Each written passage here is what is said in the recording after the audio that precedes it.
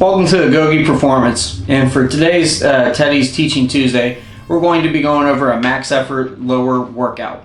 So let's get to it. So for those of you that have been following along, last week we just started an athletic phase.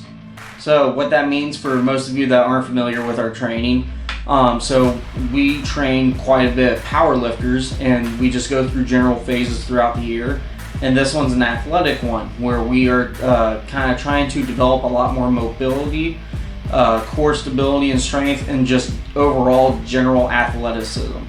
So for powerlifters, this is good because one, it allows you to recover quicker, and two, it makes you a little bit more explosive in general because you're able to stabilize the weights better and just feel all around stronger in your lifts. So the way these workouts differ, okay, so for this video, I'm going to walk through Train Heroic on my phone, and then I'm going to show you blips of our training session that we did last Saturday. So for those of you that aren't familiar, we use Train Heroic for the team, and we also provide that team for sale on the Train Heroic marketplace. So that way, if you would ever like to just do the workouts along with us and not actually be there in person, this is a great way to do it. So, as you can see through here, I have instructions on what we are doing and how we are doing it, what the time parameters are for the workout, and then we go through and do a bunch of different exercises. So, during our athletic phase, the big first one we're changing is we're doing lower body mobility, or we're just doing mobility in general before the lifting session starts. So, a lot of these movements look very in line with what you would see in a athletic program as if you were playing a sport. So this is a dynamic warm-up that you will see with a bunch of corrective style movements that are just generally promoting mobility, flexibility, and a lot of just general activation of the muscles around the joints. So once we're done with that, we go straight into our main lift. Okay, so another thing I like about using Train Heroic is you can see I use some of my Thorough Thursday videos to show as demonstrations for a lot of the exercises we use in the programming. So here we're just working up to a 6-rep max within 5 to 6 sets.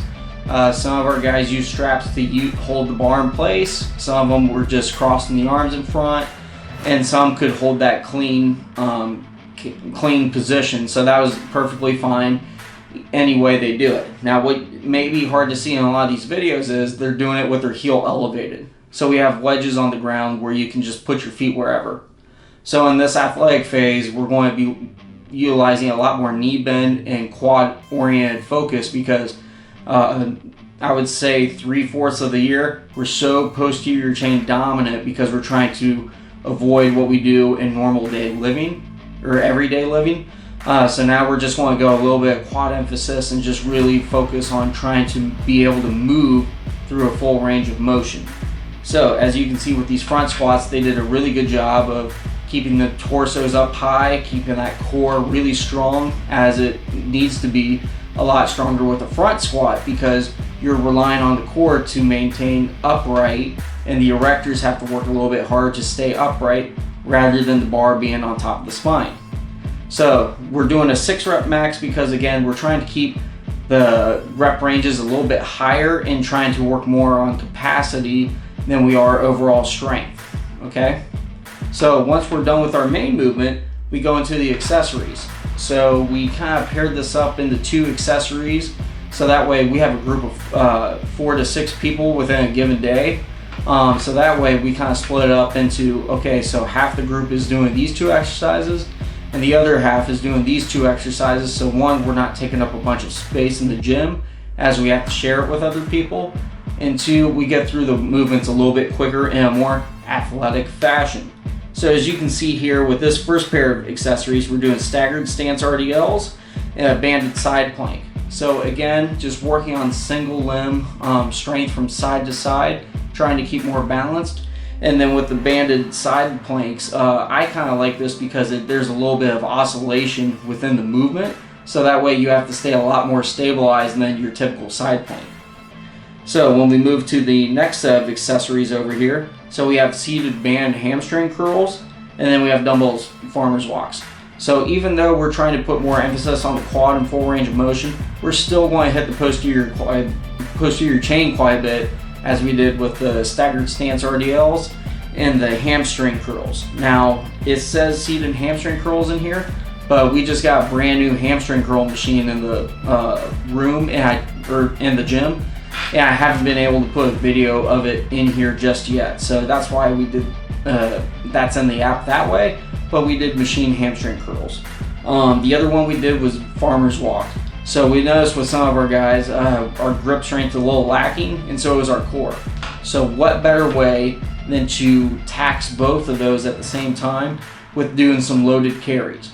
Now, John Russin wrote a really good article on this for loaded carries, and he would say for elite athletes, you want to be able to hold about 200% of your body weight for, I think it was 30 seconds in a walking fashion. And then general pop was 100%. So that may be a consideration to take when you're picking out weights when you're doing your farmer's carries. Now, again, so that's it for the entire workout.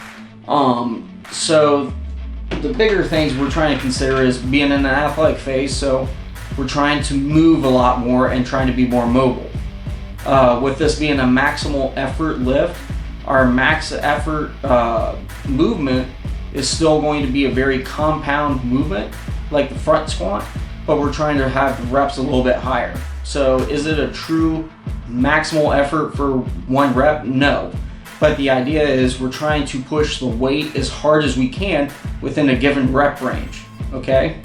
Then we move on to the accessories. So again, we're doing 2 supersets there. So that way it's kind of going in a little bit quicker, fast-paced environment.